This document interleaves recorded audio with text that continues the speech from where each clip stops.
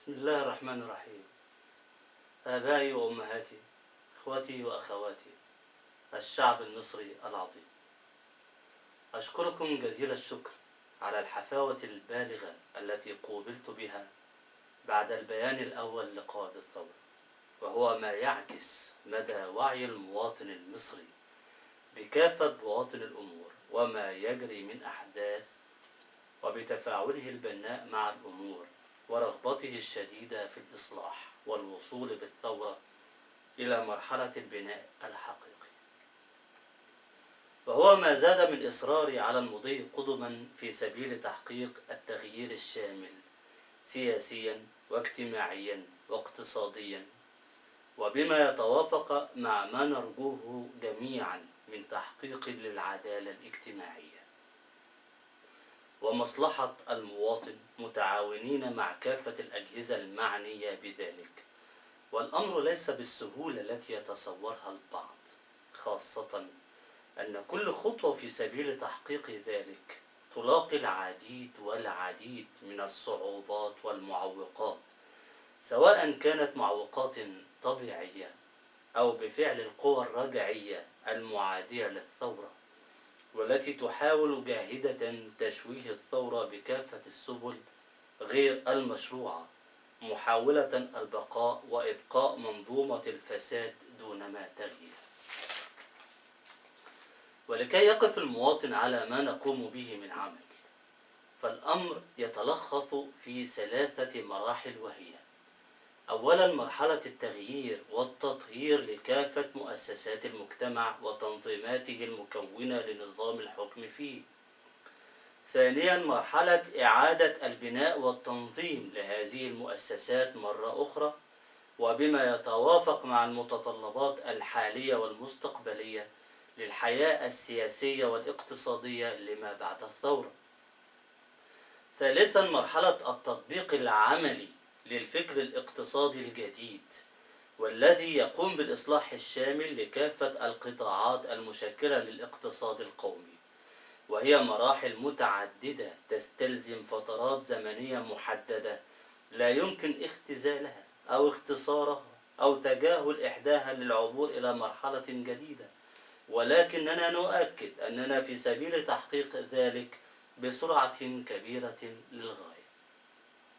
إن مراحل التحول في حياة الشعوب لا تحدث في لحظة، ولا نريد أن نكون مثل غيرنا فنستخدم ألفاظ حماسية رنانة أو نذكر أي شيء بخلاف الحقائق، وبذلك نكون قد خدعنا أنفسنا قبل أن نكون قد خدعناكم. لابد لنا أن نقف على حقائق الأمور حتى يتسنى لنا معرفة الخطوة القادمة بدقة والعمل على تنفيذها بنفس الدقة. إن المتطلبات الحياتية للمواطنين معروفة، والإمكانيات الحالية للدولة أيضا معروفة، والثورة لها وظيفة تحفيز كافة الإمكانات المادية والبشرية وكافة الموارد لتحقيق المتطلبات الحياتية للمواطنين بصدق وأمانة، مع مراعاة العدالة في التوزيع دونما الإخلال بمبدأ حرية السوق، وهي المبادئ التي قامت عليها الخطة الاقتصادية للثورة. وقيادة الثورة في انتظار تسلم السلطة رسميا ليتسنى لها وفورا تطبيق خطة الثورة الاقتصادية بالتعاون مع كافة أجهزة الدولة وتنظيماتها السياسية والاقتصادية، وهي خطة أتصور أنها لم تترك كبيرة ولا صغيرة من خلل في البنية الاقتصادية إلا وقامت بالعمل على تصحيحه.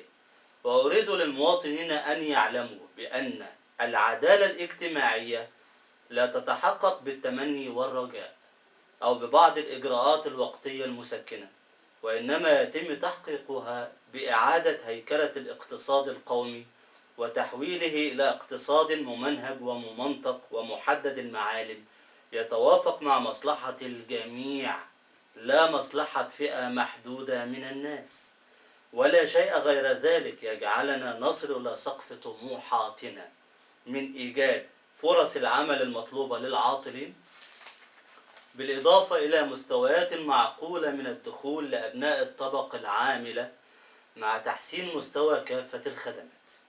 وإن ذلك يستلزم تعاون وتضافر كافة جهود المجتمع كله، وتناسي المصالح الشخصية والمنظور الضيق للأمور، ولنتذكر فقط وجميعا المصلحة العليا للوطن.